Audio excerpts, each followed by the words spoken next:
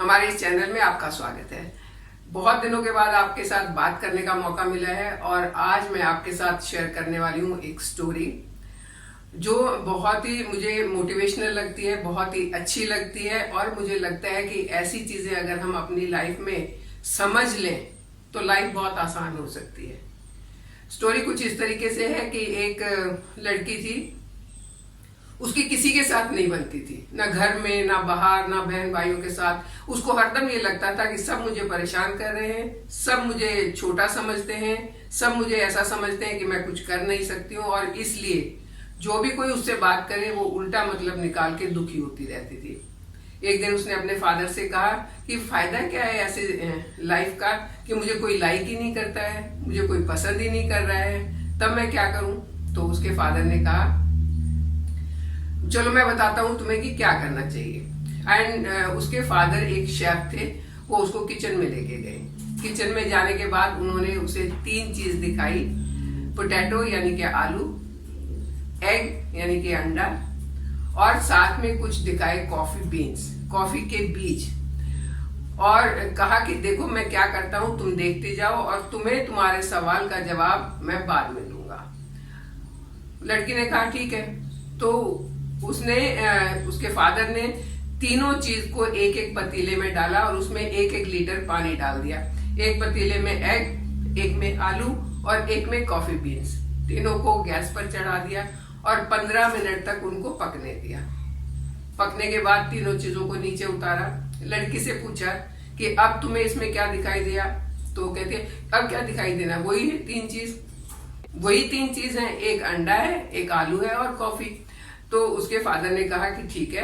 उन्होंने एक एक करके चीज बाहर निकाली। पहले उन्होंने आलू बाहर निकाला।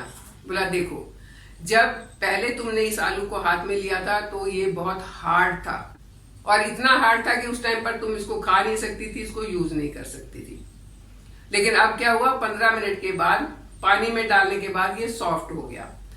दूसरी तरफ अंडा था, जो बाहर से शेल उसका हार्ड था बट उसके अंदर का जो लिक्विड था वो सॉफ्ट था, लेकिन 15 मिनट पकने के बाद वो लिक्विड हार्ड हो गया, वो सॉलिड हो गया।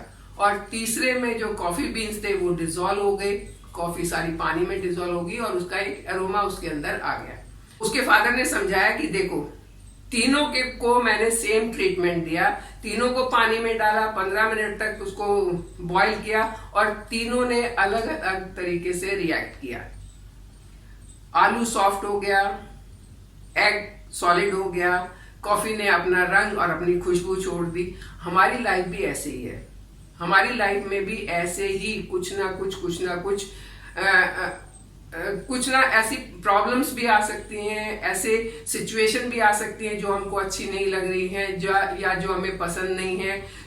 कोई हमें ऐसे कुछ बोल भी सकता है कि उसका बोला हुआ हमें पसंद नहीं है। डिपेंड करता है कि आप उसके ऊपर कैसे रिएक्ट करते हो, आप उसको कैसे लेते हो। आप ले सकते हो उसको कि उससे आप दुखी होते रहो, हर किसी के साथ झगड़ा करते रहो, अपनी एनर्जी उसमें वेस्ट करते रहो और आपका कोई काम होगा नहीं। दूसरी तरफ आप उसको ऐसे एज अ चैलेंज ले सकते हो कि अच्छा उसने मुझे ये कहा था, फिर आप सोच सकते हो क्या ये सही कहा था या गलत, और अगर उसने गलत कहा था तो उसको इग्नोर कर दो, अगर उसने सही कहा था तो अपने अंदर वो इम्प्रूवमेंट ले आओ।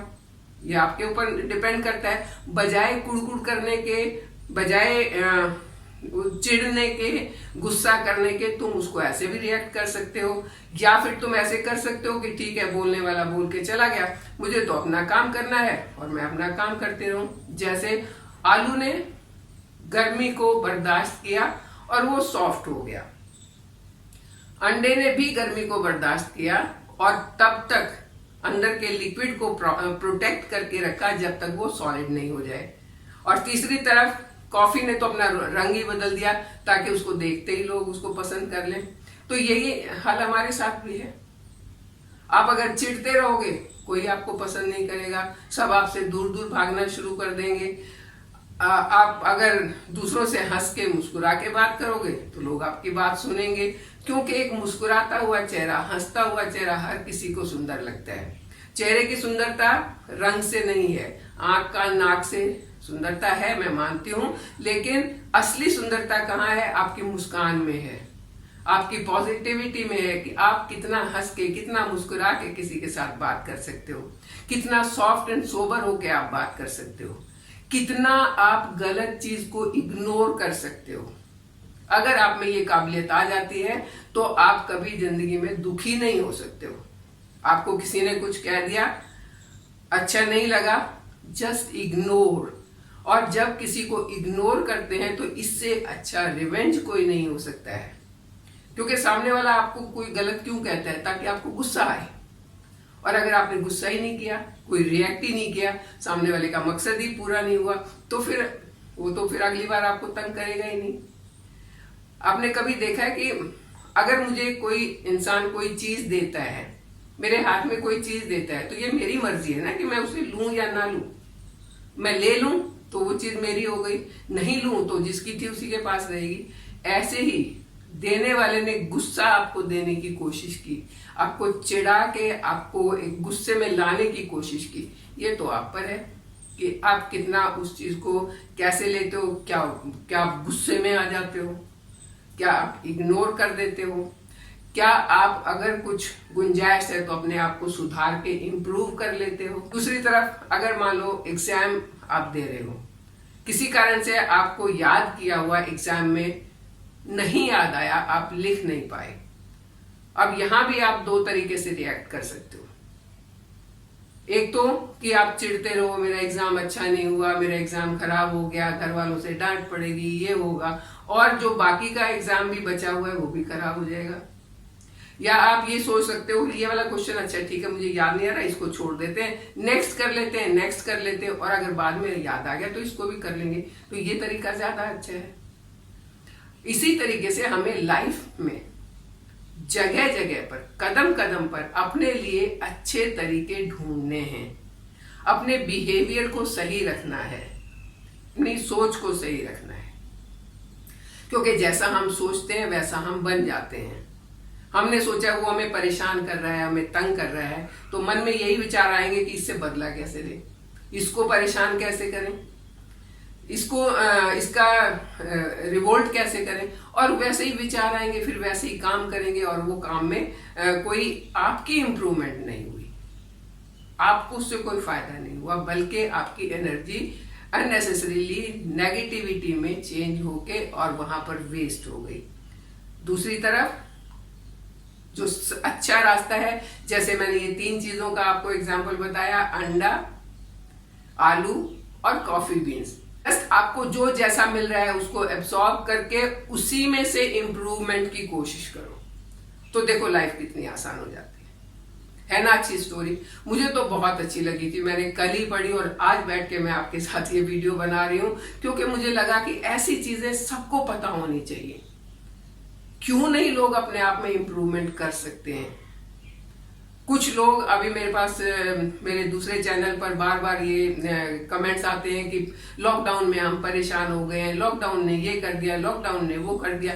उसके बदले क्या ऐसा क्यों नहीं हो सकता कि लॉकडाउन ने हमें एक टाइम दे दिया घर में रह के अपने बारे में सोचने का, कुछ करने का, और हम इम्प्रूवमेंट कर लें। क्योंकि अगर बाहर कोई प्रॉब्लम आई हुई है तो उसका सामना तो हमें हिम्मत से ही करना है, चिढ़ के नहीं करना है।